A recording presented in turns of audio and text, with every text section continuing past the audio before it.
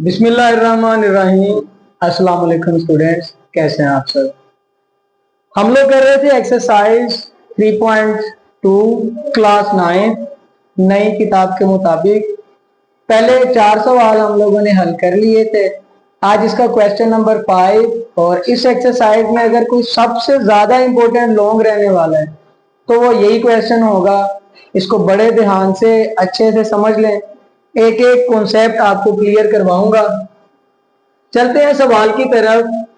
ये हमें universal set भी दिया हुआ है, एक ए सेट दिया हुआ है और एक बी सेट दिया हुआ है। सारे एलिमेंट्स हम लोगों ने लिखे हुए हैं। हमें बोला गया वेरीफाई डी मॉर्गन्स लॉज। हमने डी मॉर्गन के कवानीन को वेरीफाई करना है। डी मॉर्गन के कवानीन वहां पर दिए नहीं हुए, लेकिन आप लोगों ने 6 और 7 क्लास में लाजमी पढ़े होंगे। अगर 6 और 7 में नहीं पढ़ा तो लाजमी आपने 8 में पढ़ा होगा। मैंने आपकी मदद के लिए लिखे हुए हैं क्योंकि सॉल्यूशन शुरू ही यहां से होना है। Bracket A union B whole complement equal to A complement intersection B complement. ये जो ऊपर लाइन लगी हुई है ना छोटी सी, इसको कंप्लीमेंट कहते हैं। इसकी जगह पर सी भी लिखा जा सकता है, इसका मतलब भी कंप्लीमेंट ही होता है। लेकिन अगर आप लोग ये साइन लगा देते हैं जो यहाँ पर ऑलरेडी मैंने लगाया हुआ है, तो फिर आपको ये लिखने की जरूरत नहीं होती। लेफ्ट हैंड साइड पे देखें तो ए यूनियन बी उसके ऊपर कंप्लीमेंट है, और राइट हैंड साइड पे देखें ए कंप्लीमेंट इंटरसेक्शन बी कंप्लीमेंट है। हमने दोनों साइडों को इक्वल प्रूव करना है, यही हमें बोला गया है। और साथ उसने ये बोला हुआ है कि आपने इसकी वेन डायग्राम भी बनानी है। आसान सा कॉन्सेप्ट है। वेन डायग्राम से बच्चे कंफ्यूज होते हैं, कंफ्यूज होने वाली बात नहीं है। पहले तो ब्रैकेट के अंदर जो वाला सेट हमारे पास दिया गया है उसको सोल्व करते हैं। ब्रैकेट के अंदर ए यूनियन बी लिखा हुआ है, ए यूनियन बी निकालते हैं हम लोग। मैंने ए और बी के सेट अलग अलग नहीं लिखे, डायरेक्ट करेंगे इसको सोल्व। ए का सेट भी दिया हुआ है और बी का सेट भी दिया हुआ है। यूनियन का मतलब होता है दोनों सेट के एलिमेंट्स को जमा कर लो, इकट्ठा कर लो। कोई एलिमेंट रिपीट हो रहा है तो उसको 2 बार नहीं लिखना, सिर्फ 1 बार लिखना है। ए से लेके एक्स तक यहाँ पर काउंटिंग आ रही थी। इस वाले सेट में देखें तो ई और एफ भी था, तो ए बी सी डी, इसके आगे ये वाले 2 एलिमेंट लेंगे ई एफ, वो लिख देंगे क्योंकि डी के बाद ई एफ आता है, एफ के बाद जी आता है, वो ए वाले सेट में मौजूद था। जी के बाद एच आता है, वो भी ए वाले सेट में मौजूद था। और इसके बाद लिखा है जे, वो हमारे पास बी वाले सेट में मौजूद था। ये हमारे पास इस सेट का यूनियन आ जाता है। अब बात आती है कि हम इसको वेन डायग्राम में कैसे बना सकते हैं। ये आप लोगों के सामने मैंने एक यूनिवर्सल सेट बनाया, एक बार फिर बना देता हूं अलग से। ये फर्ज कर लें कि ये हमारे पास है जी यूनिवर्सल सेट यू, इसका नाम भी लिख देता हूं क्योंकि हम इस यूनिवर्सल सेट के साथ क्योंकि हमारे इस पूरे सवाल के अंदर 3 रकमे हैं, एक यू, दूसरी ए और तीसरी बी है। तो यू हम लोग लिख लेंगे क्योंकि हम लोग हमारे पहले जो हमें स्टेटमेंट दी गई थी उसमें ए को यूनियन कर रहे हैं बी में। तो यहाँ पर हमें वेन डायग्राम के अंदर भी ए का सेट भी लिखना पड़ेगा और बी का सेट भी। दोनों को इस फॉर्म में क्यों लिखा, क्योंकि दोनों में हमारे पास सी और डी दोनों में आ रहा था। अगर 2 सेटों के दरमियान कोई एलिमेंट कॉमन आ जाए तो ये वाला सेट हमारे पास ओवरलैपिंग सेट होता है। क्वेश्चन नंबर 1 में मैंने आपको सिखाया था ओवरलैपिंग सेट क्या होता है, डिसजॉइंट सेट क्या होता है। अगर आपने वो वीडियो नहीं देखी तो देख सकते हैं। खैर ये ओवरलैपिंग सेट था और एक सेट का नाम था ए और दूसरे सेट का नाम था बी। इन दोनों को जमा कर दिया, इकट्ठा कर दिया है। यहाँ पर हमारे सामने ए और बी दोनों के एलिमेंट्स हमने इस यूनियन वाले सेट में लिख दिए। जो यूनियन करने का हमें मेथड बताया गया है ना, जिन 2 सेटों का यूनियन किया है वहां पर आपने हॉरिजॉन्टल लाइंस लगा देनी है। ये हॉरिजॉन्टल लाइन मैंने आप लोगों के लिए लगा दी और इसमें ए और बी के एलिमेंट इकट्ठे हुए हैं। u का कोई काम नहीं था तो u वैसे ही रहा, u में हमने कोई भी चीज सॉल्यूशन नहीं की। अब आगे चलते हैं, a यूनियन b उसके ऊपर है कंप्लीमेंट। जिस रकम के ऊपर भी कंप्लीमेंट आ जाए उसको हमने u में से माइनस करना होता है। मतलब u में से a और b का जो हमने यूनियन किया ना वो निकल जाएगा।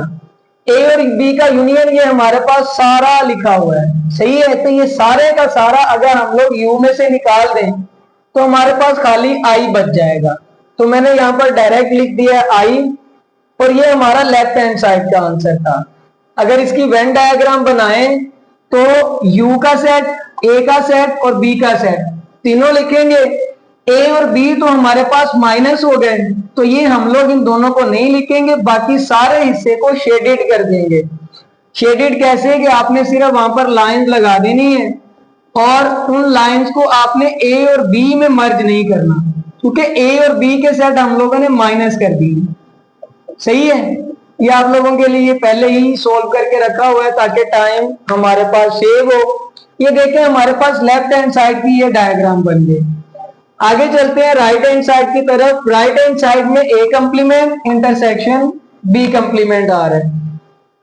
a कंप्लीमेंट करें तो उसका मतलब u में से a को माइनस कर दो। तो जब u और a का सेट लिखेंगे, a के एलिमेंट नहीं लिखेंगे क्योंकि a तो माइनस हो जाएगा। तो जो हमारे पास रकम बचेगी वो सारे के सारे u के एलिमेंट होंगे।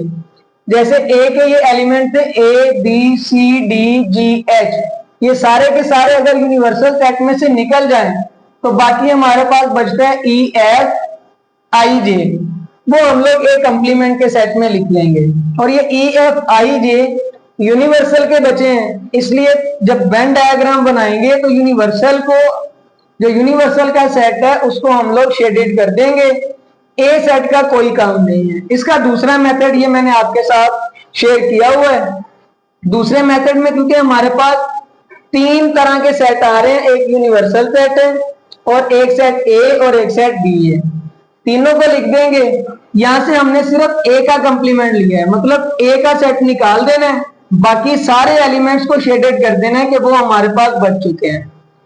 उम्मीद है ये समझ गए होंगे। आपको इसी तरह बी कंप्लीमेंट करना है। अब बी कंप्लीमेंट भी देख लें। बी कंप्लीमेंट मतलब जो बी वाले हैं ना, ये वाले element C D E F J, ये यू में से निकाल देंगे तो ए बी बचेगा, वो लिख लेंगे। सी डी ई एफ ये तो निकल जाएंगे क्योंकि इसमें थे। जी एच बचेगा, वो भी लिख लूंगा। आई बचेगा, वो भी लिख लूंगा। जे दोनों में था तो ये हम लोग निकाल देंगे। इसका कंप्लीमेंट बनाना भी सिखा देता हूं। वैसे तो जैसे आपने ए कंप्लीमेंट किया उसी तरह से हमने बी कंप्लीमेंट करना है। दो सेट है हमारे पास ए और बी, और तीसरा सेट हमारे पास कौन सा है कि यूनिवर्सल सेट। तो हमारे पास यूनिवर्सल सेट के एलिमेंट्स बचे, बी के सारे माइनस हो गए। ए हमने इसमें छेड़ा ही नहीं क्योंकि हमने तो यहां पर लिया था ना बी का कंप्लीमेंट, तो इसलिए जो भी एलिमेंट्स बाकी बचे हैं वो सारे हमारे पास यूनिवर्सल सेट के थे। तो यूनिवर्सल सेट को आप लोग इस तरह से शेडेड कर दें और बी को आपने इसमें से निकाल देना है क्योंकि बी का हमारे पास कोई भी काम नहीं था, और ए का क्योंकि हमने इसमें इस्तेमाल किया ही नहीं, ये कंप्लीमेंट बी का था, तो ए के सारे एलिमेंट्स भी लिख देंगे। बी हमारे पास जो है वो इस जो है यू के सेट में से निकल जाता है। इसकी डायग्राम इस तरह से बनेगी। आगे चलते हैं, ए कंप्लीमेंट भी आ गया, बी कंप्लीमेंट भी आ गया। अगला काम है हमारे पास इन दोनों का इंटरसेक्शन लेना। इंटरसेक्शन का मतलब होता है दो सेटों में जो चीज कॉमन आ रही हो उसको हमने लिखना होता है। इन दोनों सेटों में हमारे पास कॉमन सिर्फ आई आ रहा था, वो हमने लिख लिया। लेफ्ट हैंड साइड का आंसर भी आई था और राइट हैंड साइड का आंसर भी आई था। उसकी डायग्राम ये देखें, ए भी निकल गया और बी भी निकल गया। ए और बी के एलिमेंट नहीं लिखेंगे, बाकी जो बचा है ना आई, ये हमारे पास यूनिवर्सल सेट का एलिमेंट था, ना तो ये ए में मौजूद है और ना ही बी में मौजूद है। यानी कि हमारे पास जो वेन डायग्राम बनेगी उसमें यू के एलिमेंट्स को शेड कर देंगे, ए और बी को हम लोग नहीं छेड़ेंगे। ए और बी में कोई भी लाइन नहीं लगानी, तो इस तरह से हमारे पास राइट हैंड साइड और लेफ्ट हैंड साइड दोनों डायग्राम सेम आ जाती हैं। यही प्रूव करना है। ये जो बाकी डायग्राम मैंने ये बनाई है ना, ये सारी आप लोगों को समझाने के लिए थी। अगर आप लोग अपने सवाल के दौरान जब आप इस सवाल को हल करेंगे, उसमें अगर आप ये नहीं भी लिखते या नहीं भी बनाते तो आपको कोई मसला नहीं आना।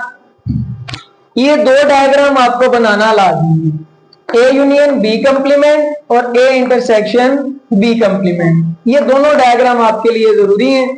ये हमारा डी मॉर्गन का था पहला कानून। अभी हम चलेंगे इंशाल्लाह दूसरे इसके पार्ट की तरफ, ए इंटरसेक्शन बी वाले पे चलते हैं जी। डी मॉर्गन के दूसरे कानून की तरफ। दूसरा कानून, पहले वाले में ब्रैकेट के अंदर ए यूनियन बी आता था, दूसरे वाले लॉ में ए इंटरसेक्शन बी आता है। इक्वल की दूसरी तरफ ए कंप्लीमेंट और बी कंप्लीमेंट पहले वाले लॉ में भी था, वहां पर दरमियान में इंटरसेक्शन था, अब उसका उलट यूनियन आ गया। खैर हम लोग इसको हल करते हैं। कंप्लीमेंट ब्रैकेट के ऊपर है, तो पहले ब्रैकेट के अंदर वाली जो दोनों रकमे हैं उनका आंसर निकालेंगे। ए और बी के दरमियान में इंटरसेक्शन था। इंटरसेक्शन का मतलब ए और बी दोनों के अंदर जो एलिमेंट्स कॉमन है उनको लिख लें। इन ए और बी दोनों सेट के अंदर सिर्फ सी डी कॉमन आ रहा था, वो मैंने लिख दिया। ए इंटरसेक्शन बी के ऊपर कंप्लीमेंट है। जिस सेट के ऊपर या जिस ब्रैकेट के ऊपर कंप्लीमेंट आए, आपने उस सेट को या ब्रैकेट के अंदर लिखी हुई रकम को यूनिवर्सल सेट में से माइनस करना होता है। U minus A intersection B लिख देंगे, क्योंकि ए इंटरसेक्शन बी के ऊपर कंप्लीमेंट था। यू का सेट ये हमारे पास दिया गया है, आगे माइनस लिखेंगे, A intersection B C D वाला जो आंसर आया उसके बाद लिखेंगे।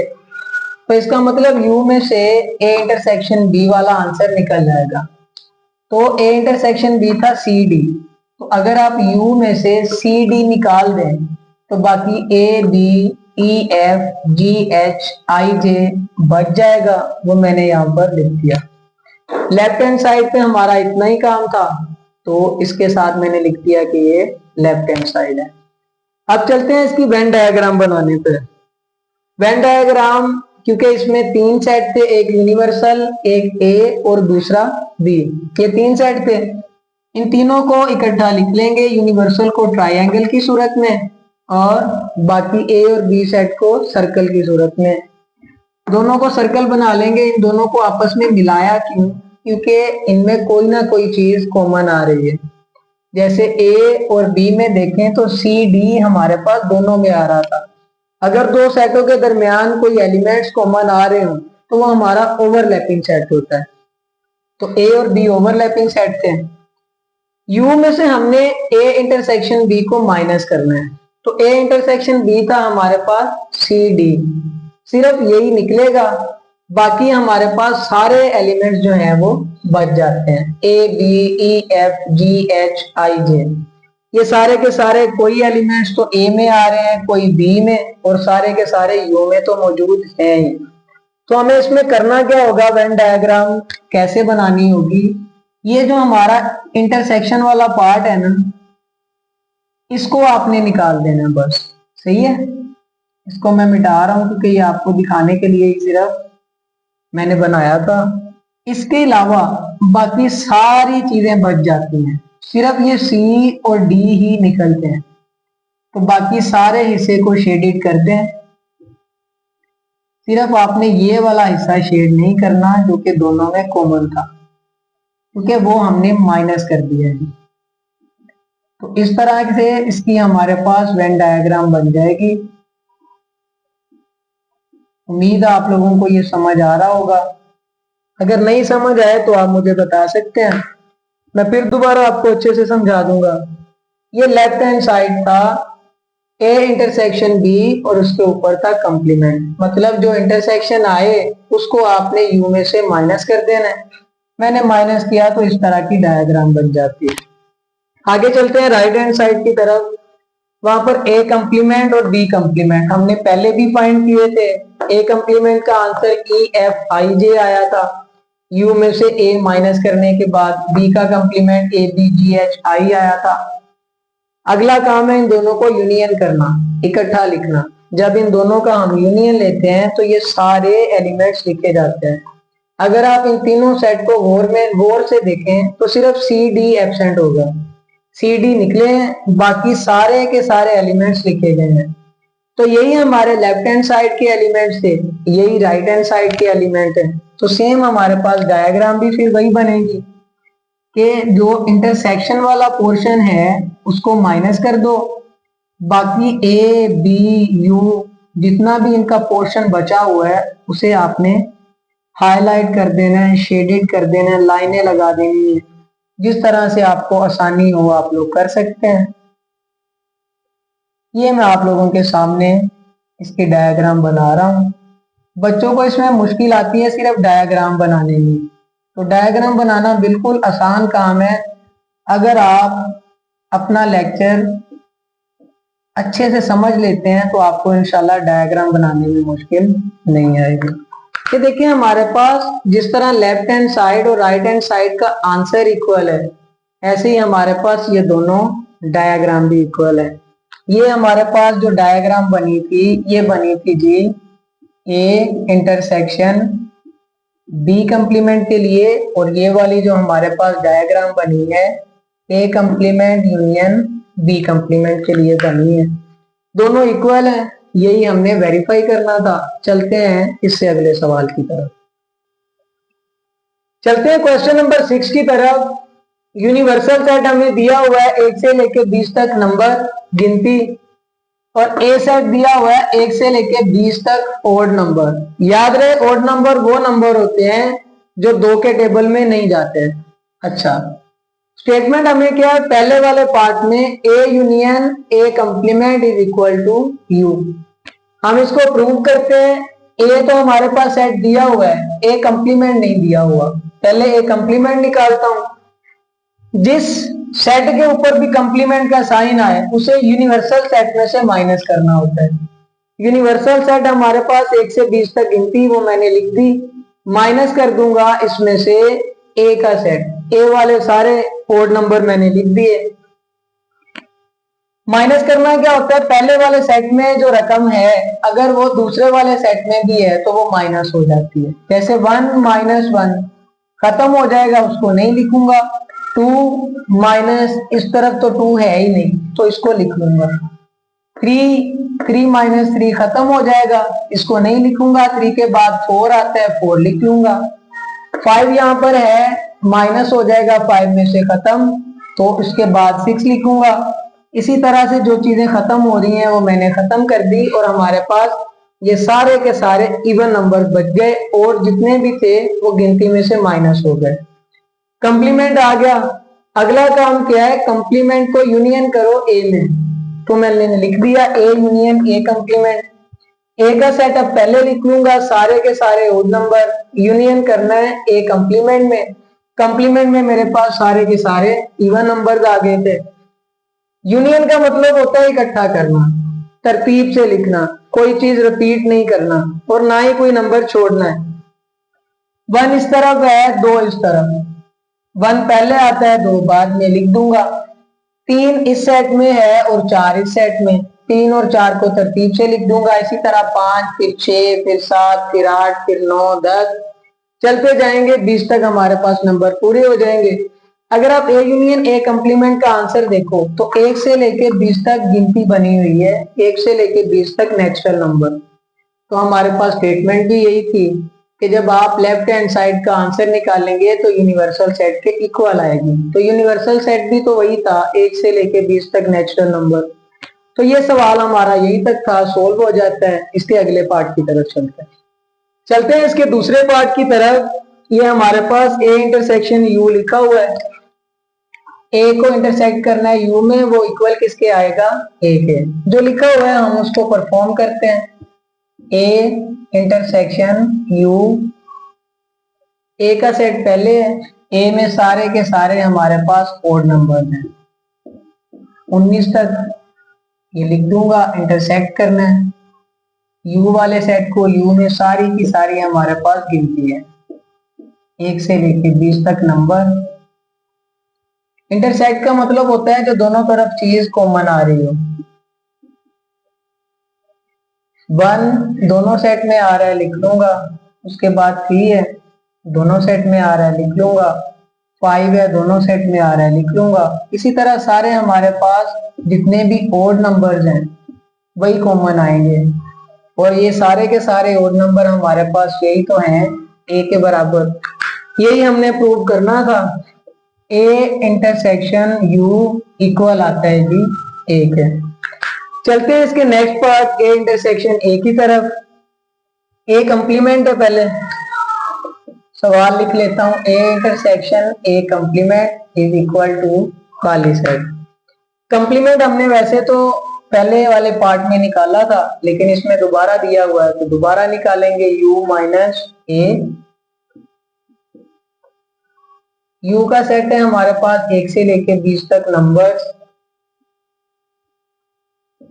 कंप्लीमेंट का मतलब जिस सेट के ऊपर कंप्लीमेंट आए उसे हमने यूनिवर्सल सेट में से माइनस करना होता है। ए का सेट है तो ए के सेट में सारे के सारे ओड नंबर भी हैं, ये भी सारे लिख लिए। ये इंटरसेक्शन से उलट होता है, जो दोनों तरफ एलिमेंट्स आ रहे हों वो कट जाते हैं। 1 माइनस 1 कट जाएगा, जिस तरह पहले वाले सवाल में हमारे पास सारे इवन नंबर्स आए थे वही बच जाएंगे 2 से लेके 20 तक। अब अगला काम हमारे पास है जी A intersection A complement. Solve करते हैं। ए का सेट पहले है तो ए के सेट में सारे के सारे हमारे पास ओड नंबर्स हैं, ये मैंने सारे के सारे लिख दिए 19 तक। इंटरसेक्शन का साइन है तो वो लगाऊंगा। आगे ए का कंप्लीमेंट, तो ए कंप्लीमेंट में सारे के सारे हमारे पास इवन नंबर्स आए थे। इंटरसेक्शन में वो चीज लिखनी होती है जो दोनों में कॉमन आ रही हो, तो इवन और ओड इन दोनों में कोई भी चीज कॉमन नहीं है, तो इसको हम लिख सकते हैं कि इसका आंसर हमारे पास खाली सेट आएगा। जिस तरह बुक वाले ने सिफर लगाकर उसके ऊपर लाइन लगाई हुई है, इसी तरह हम लोग भी लिख सकते हैं। तो प्रूव हो जाता है जी हमारे पास A intersection A complement equal आता है जी खाली सेट में। उम्मीद है समझ आ गई होगी।